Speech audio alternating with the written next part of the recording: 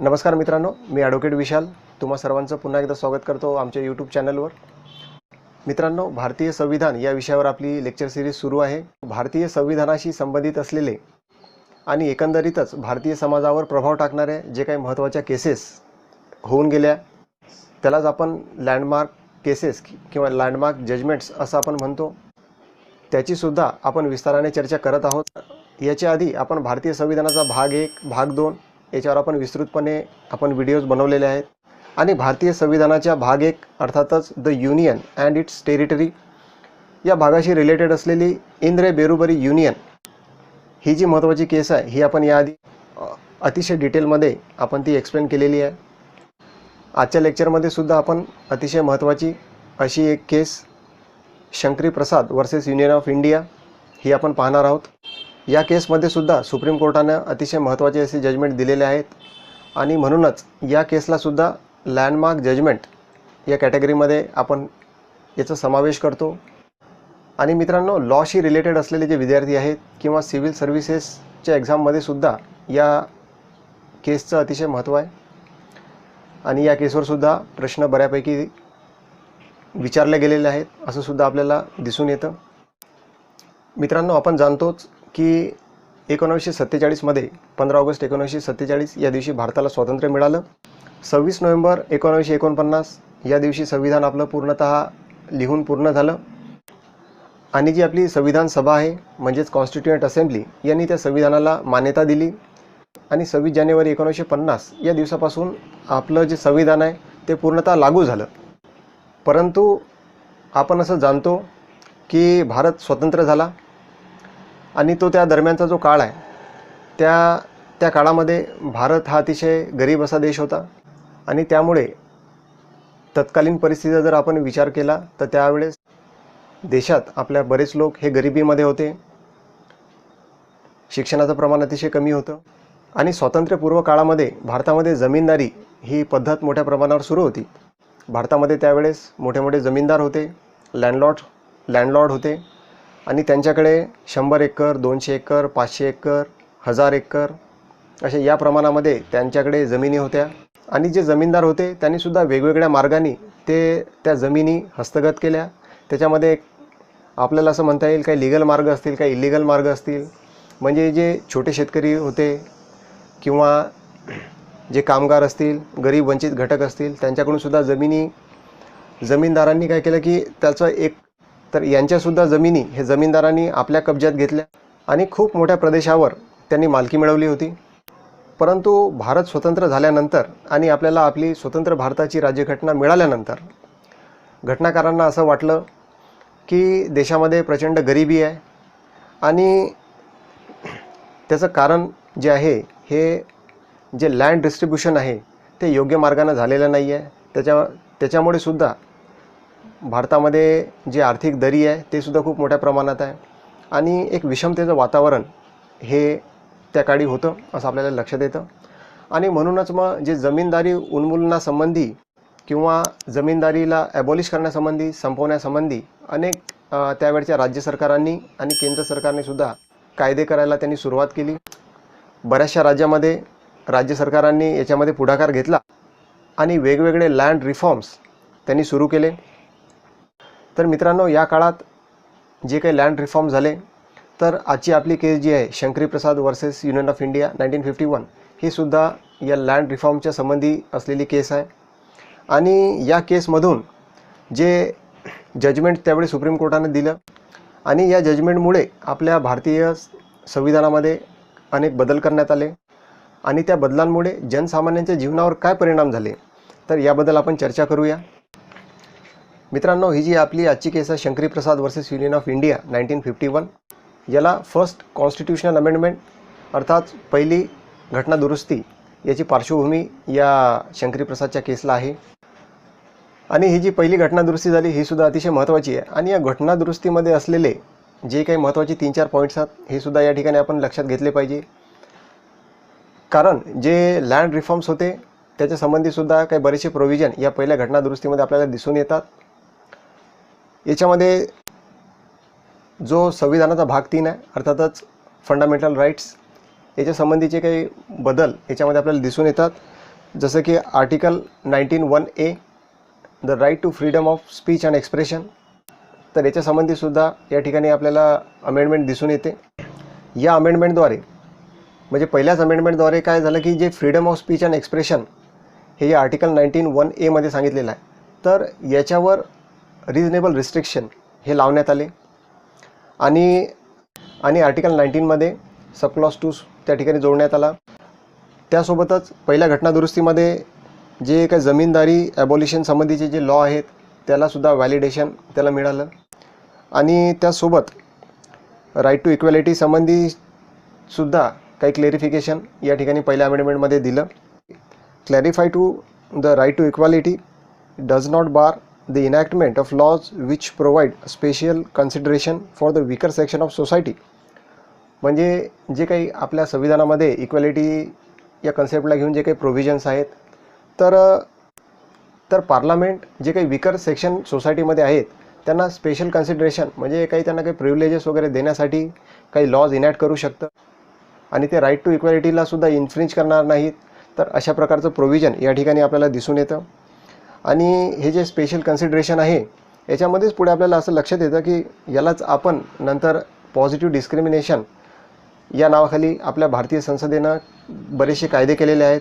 आणि संविधानामध्ये सुद्धा आपल्याला आर्टिकल 15(4) आर्टिकल 16(4) या ठिकाणी आपल्याला जे आहे पॉझिटिव्ह डिस्क्रिमिनेशन दिसून येतं. आणि हे जे आर्टिकल्स आहेत हे बेसिकली रिझर्वेशन या संकल्पनेशी ते संबंधित आहेत. आणि आपण जे भारतीय समाजात असलेले गरीब, वंचित, भटके विमुक्त असतील किंवा आदिवासी असतील, हे जे काही खालचे घटक किंवा आर्थिकदृष्ट्या सामाजिकदृष्ट्या जे काही दुर्बल घटक आहेत यांच्यासाठी आपण त्यांना जे आहे संविधानामार्फत त्यांना आपण काही विशेषाधिकार दिलेले आहेत, काही प्रिव्हिलेजेस त्यांना दिलेले आहेत. आणि इथूनच जे आहे ते रिझर्वेशनची कन्सेप्टसुद्धा आपल्या देशामध्ये आहे. मग पॉलिटिकल रिझर्वेशन असो, कारण की हे जे वंचित घटक आहेत, जे सामाजिक आर्थिक गरीब आहेत किंवा सामाजिक आर्थिक पिछडे आहेत, त्यालाच आपण जे मार्जिनलाइज्ड कम्युनिटीज असं आपण त्याला म्हणतो, हे जे काही घटक आहेत यांना एक रिप्रेझेंटेशन त्यांना मिळावं. आणि त्या समाजाचं उत्थान होण्यासाठी सुद्धा आपण काय केलेलं आहे की त्यांना पॉलिटिकल रिझर्वेशन दिलेलं आहे, त्यांना एज्युकेशनल रिझर्वेशन दिलेलं आहे. आणि पुढे सुद्धा त्यांना नोकऱ्यामध्ये किंवा प्रमोशन बढतीमध्ये सुद्धा त्यांना रिझर्वेशन जे आहे काही प्रमाणात आपण त्यांना देतो. आणि अशा प्रकारे भारतीय घटनेने सुद्धा जे खालच्या वर्गाचे किंवा जे दुर्बल वर्ग समाजामध्ये आहेत त्यांचंसुद्धा हित जोपासण्याचं काम या माध्यमातून केलेलं आहे असं आपल्याला लक्षात येईल. तर मित्रांनो, ही जी पहिली घटना दुरुस्ती आहे याने आर्टिकल 15, आर्टिकल 19, 85, 87, आर्टिकल 174, 176, 341, 342, 372, 376 या अशा अनेक आर्टिकल्समध्ये काही बदल केलेले आपल्याला दिसून येतात. आणि त्यासोबत एक विशेष महत्त्वाचं म्हणजे संविधानामध्ये आर्टिकल 31(a) आणि 31(b) हे सुद्धा जोडण्यात आले. आणि 9th शेड्यूल हा सुद्धा ॲड करण्यात आला. तर अशा प्रकारे फर्स्ट कॉन्स्टिट्यूशनल अमेंडमेंटद्वारे पार्लमेंटने जे आहे ते संविधानामध्ये अशा प्रकारे काही बदल केलेले आहेत. आणि जनहितार्थ जे आहे त्याच्यामध्ये ही अमेंडमेंट करण्यात आली असं आपल्याला म्हणता येईल. आणि जे राज्यांमध्ये जे काही लँड रिफॉर्म्स होत होते ते सुद्धा एक समाज हितासाठी होत होते असं आपल्याला लक्षात येईल. कारण जे लँडलॉर्ड्स आहेत, जे जमीनदार आहेत, त्यांच्याकडे खूप मोठ्या प्रमाणात काय झालं की जमिनीचा संचय झाला होता. आणि राज्य सरकारांनी जे लँड रिफॉर्म्स ॲक्ट त्या राज्यामध्ये बनवले त्या माध्यमातून त्यांनी जमीनदारांकडून जमीन हस्तगत केली आणि ती जमीन त्याचं पुनर्वितरण केलं त्यांनी, जेणेकरून जे काही दुर्बल घटक असतील समाजातले, जे छोटे शेतकरी असतील किंवा जे कामगार वर्ग, मजूर वर्ग आहे, त्याच्यामध्ये त्याला ते रिडिस्ट्रीब्यूट केलं त्या जमिनीला. आणि याच्यामध्ये आपल्याला असंही लक्षात येतं की जे जमिनीचं रिडिस्ट्रीब्युशन झालं त्याच्या माध्यमातून जमिनीचं एक चांगल्या प्रकारे जे आहे त्यातून चांगलं उत्पन्न येत होतं. कारण जे लँडलॉर्ड जे सर्व जमीन आपल्याकडे ठेवत होते, बरीचशी जमीन ती नापीक राहत होती. एवढ्या मोठ्या जमिनीवर जे जमीनदार आहेत त्यांनासुद्धा व्यवस्थित लक्ष देणं शक्य होत नव्हतं. आणि त्याच्यामुळे कुठे प्रोडक्शनचा सुद्धा प्रॉब्लेम होता. देश आपला गरिबीमध्ये होता, अन्नधान्याची टंचाई होती. आणि म्हणून शेतीचा चांगला वापर झाला पाहिजे. जास्तीत जास्त जमिनीवर शेती झाली पाहिजे, त्यातून चांगलं जास्तीत जास्त उत्पन्न आलं पाहिजे आणि देश आपला कृषीच्या बाबतीत स्वयंपूर्ण झाला पाहिजे.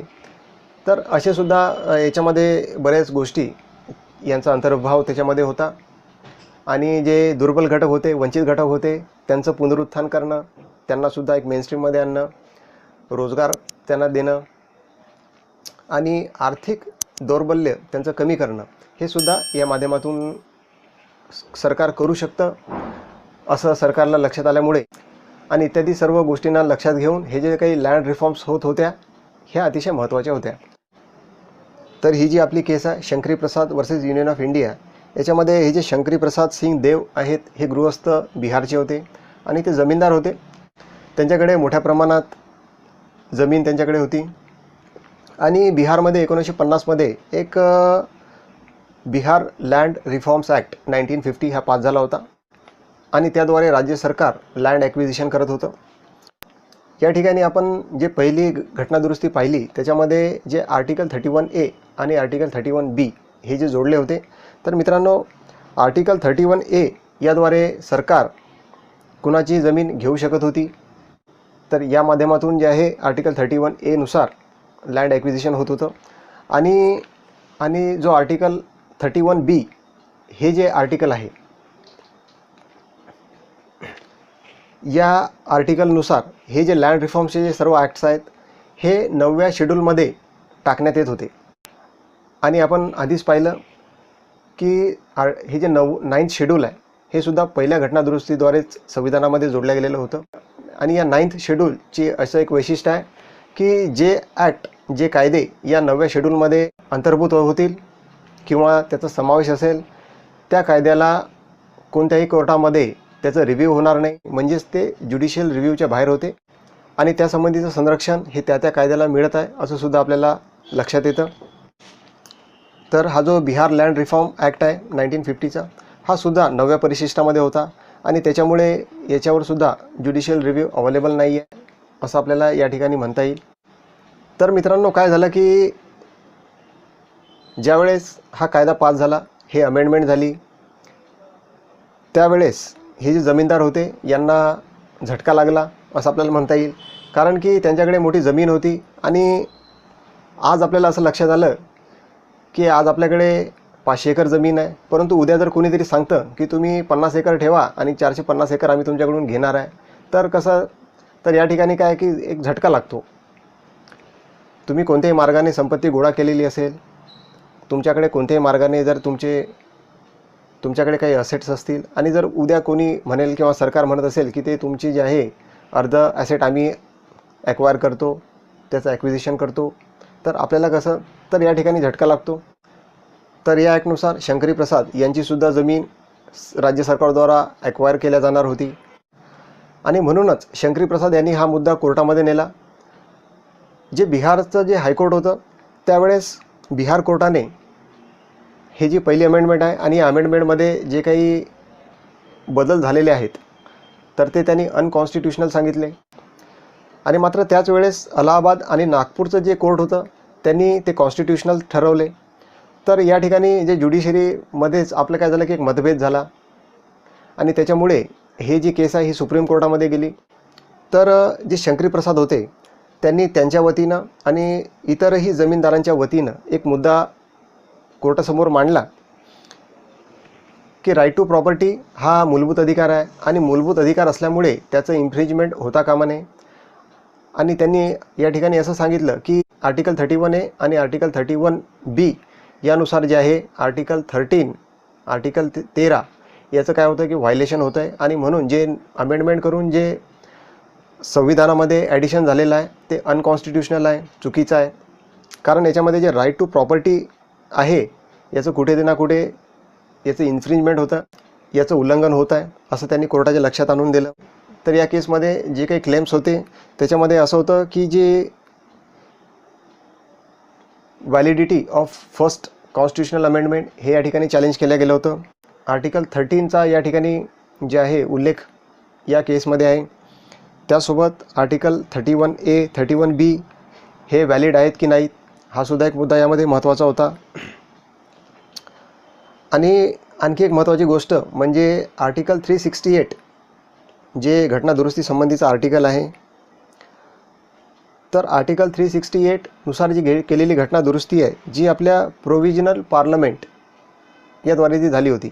कारण आपल्याला असं माहिती आहे की जी संविधान सभा आपली भंग झाली शेवटच्या बैठकीनंतर, आणि संविधान सभेनं जे आहे सर्व अधिकार आपल्या पार्लमेंटला दिले, आणि तोपर्यंत इलेक्शन झालेलं नव्हतं आणि एक इलेक्टेड गव्हर्नमेंट त्या ठिकाणी नव्हती. तर हे जे पार्लमेंट आहे हे प्रोव्हिजनल पार्लमेंट आहे. तर या प्रोव्हिजनल पार्लमेंटला आर्टिकल 368चा वापर करून भारतीय संविधानामध्ये घटनेमध्ये बदल करता येतात का, किंवा ती शक्ती त्याच्याकडे आहे का, हा सुद्धा एक महत्त्वाचा मुद्दा या ठिकाणी होता. त्याचसोबत याच्यामध्ये जे fundamental rights article 19(1)(a) freedom of speech and expression, याच्यावर सुद्धा एक रिजनेबल रिस्ट्रिक्शन मार्फत जे आहे एक लिमिटेशन त्याच्यावर आणले गेले होते. तर कुठेतरी फंडामेंटल राईट्स याच्यामध्ये केले गेले होते या अमेंडमेंटनुसार. तर हा सुद्धा मुद्दा या केसमध्ये होता की पार्लमेंटला फंडामेंटल राईट्समध्ये बदल करण्याचा अधिकार आहे किंवा नाही. आणि त्याचसोबत लँड, ॲग्रिकल्चर हे जे स्टेट लिस्टशी संबंधित जे मुद्दे होते, तर पार्लमेंटला हे मुद्दे 9व्या शेड्यूलमध्ये टाकता येतात का, यासंबंधीसुद्धा एक महत्त्वाचा उल्लेख या केसमध्ये आहे. तर या सर्व प्रश्नांची उत्तरं आपल्याला या केसमधून मिळतात. आणि या केसच्या हेअरिंगसाठी त्या ठिकाणी 5 जजेस बेंचचं एक पॅनल गठीत करण्यात आलं होतं, ज्याच्यामध्ये हिरालाल कानिया त्यावेळेसचे जे CJI होते, चीफ जस्टिस, ते त्या ठिकाणी होते. त्यासोबत शास्त्री एम पतंजली, मुखर्जी BK, दास सुधीरंजन आणि अय्यर N चंद्रशेखर, या 5 जस्टिसची ती बेंच होती. आणि या 5 जज बेंचसमोर या केसची हिअरिंग झाली. आणि मित्रांनो, या केसमध्ये सुप्रीम कोर्टानं जो निर्णय दिला त्याच्यामध्ये त्यांनी असं सांगितलं की article 31(a) and article 31(b) is not ultra vires or unconstitutional. म्हणजे सुप्रीम कोर्टाने या ठिकाणी 31(a) जे सांगतं की सरकार कोणाचीही जमीन घेऊ शकतं, कारण हे जे जमिनीचं जे ॲक्विजिशन होतं हे एक समाज हितासाठी होतं आणि एक समाजवादी विचार या कृतीतून आपल्याला दिसत होता. आणि त्याच्यामुळेच सुप्रीम कोर्टानं जे आहे हे आर्टिकल 31(a) हे सुद्धा हे अल्ट्रा वायर्स नाही आहे किंवा अनकॉन्स्टिट्युशनल नाही आहे असं त्यांनी सांगितलं.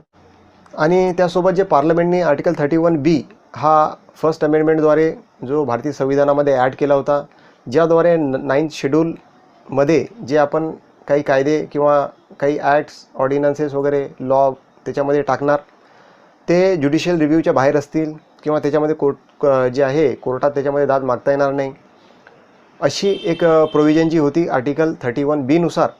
तर कोर्टाने असं सांगितलं की पार्लमेंटला जे आहे तर पार्लमेंटला अमेंडमेंट करण्याचा पूर्ण अधिकार आहे, आणि पार्लमेंटने तो अमेंडमेंटचा अधिकार वापरून आर्टिकल 31(b) त्यासोबत जे 9th शेड्यूल आहे हे संविधानामध्ये ॲड केलं. आणि सुप्रीम कोर्टाने या ठिकाणी आणखी हे गोष्टसुद्धा स्पष्ट केली की सुप्रीम कोर्टाचं जे मुख्य काम आहे ते लॉ असतील, कायदे असतील, त्याचं इंटरप्रिटेशन करणं आहे.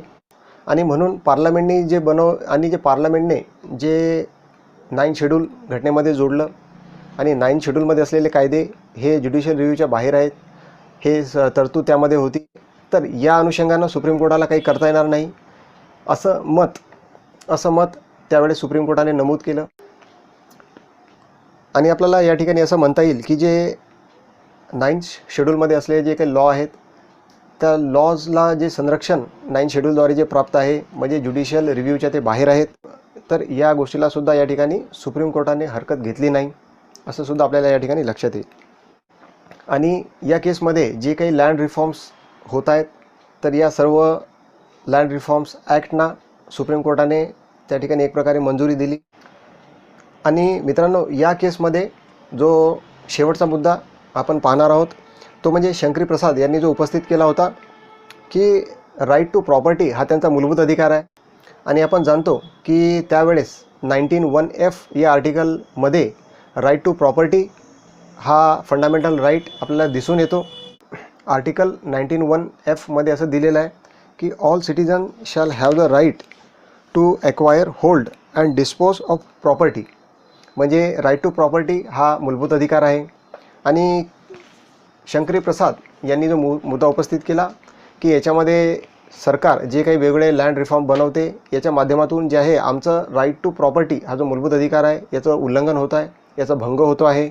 कारण सरकार काय करतं की या लँड रिफॉर्म्सच्या माध्यमातून आमची प्रॉपर्टी काढून घेतो आहे आणि हे कुठेतरी आमच्या फंडामेंटल राईट्सचं उल्लंघन या ठिकाणी सरकार करते आहे. आणि म्हणून या ठिकाणी आर्टिकल 13 याचा सुद्धा या ठिकाणी उल्लेख आला.